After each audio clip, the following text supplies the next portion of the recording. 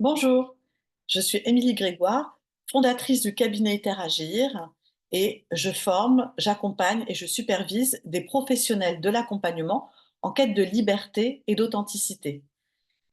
Et j'ai aussi modélisé l'approche ACPPA, donc approche centrée sur la personne et son pouvoir d'agir.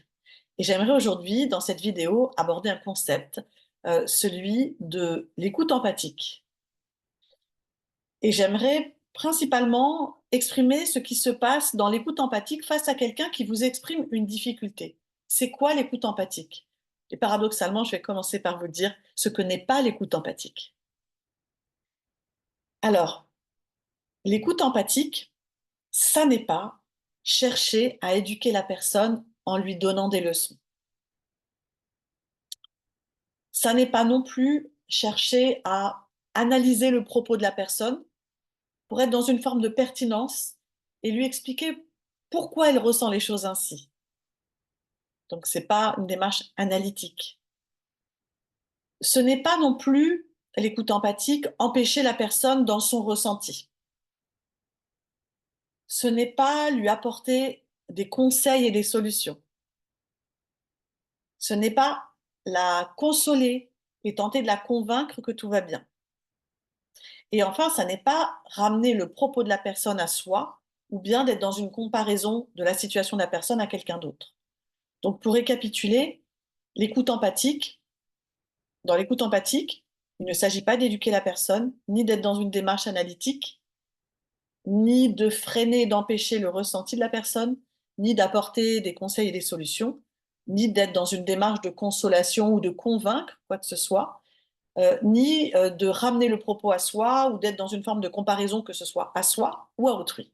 Non, on n'est pas là-dedans dans l'écoute empathique. Mais en fait, beaucoup d'entre nous pensent savoir écouter, mais écouter véritablement, eh bien, c'est un choix conscient et c'est un véritable art. Et face à quelqu'un en difficulté, notre premier réflexe, c'est souvent de vouloir aider, conseiller ou apaiser. Aider, conseiller ou apaiser. Et cependant, ce réflexe-là, cette impulsion, elle est plutôt révélatrice de notre propre inconfort face à la souffrance de l'autre. Alors, au lieu de rester pleinement présent aux côtés de la personne, on va avoir tendance à chercher à résoudre le problème de l'autre pour apaiser notre propre inconfort. Et c'est des choses que je peux entendre et rencontrer donc auprès des professionnels que j'accompagne, les professionnels de l'accompagnement. C'est comment ils peuvent être traversés de cet inconfort qui les amène dans ce réflexe. Et du coup, l'écoute empathique, c'est vraiment un- une autre prédisposition, un effort.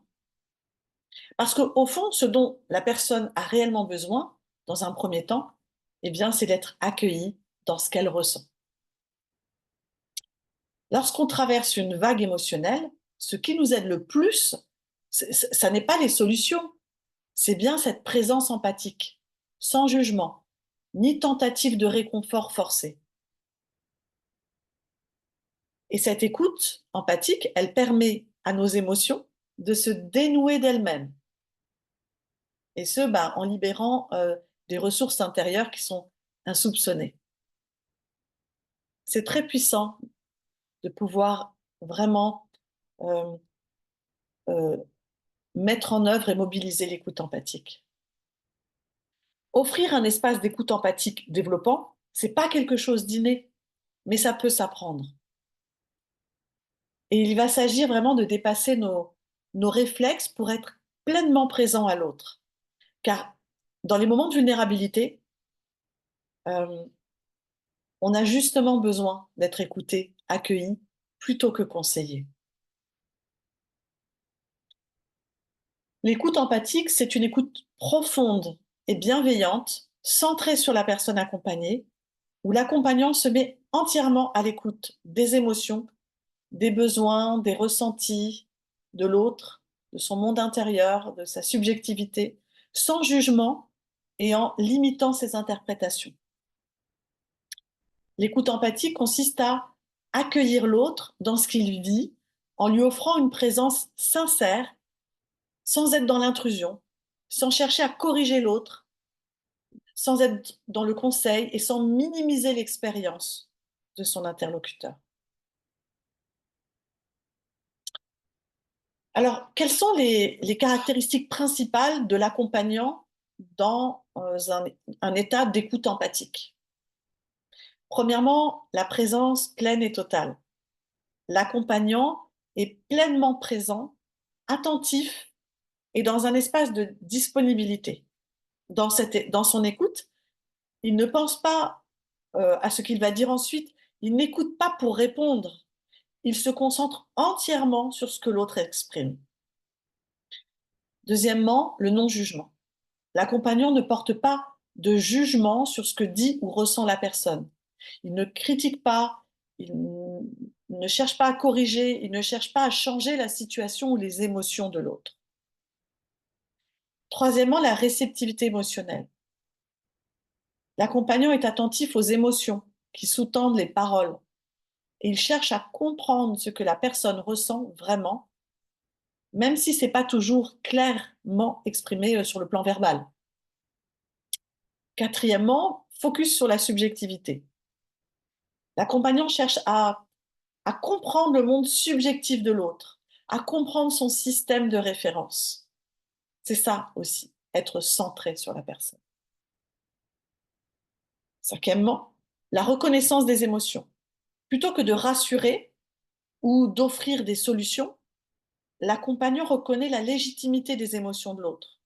Alors il peut être dans une écoute active, c'est-à-dire il peut reformuler, il peut poser des questions pour aider l'autre à clarifier ses émotions, mais sans jamais chercher à les minimiser, mais vraiment être dans un accueil et une reconnaissance du vécu émotionnel.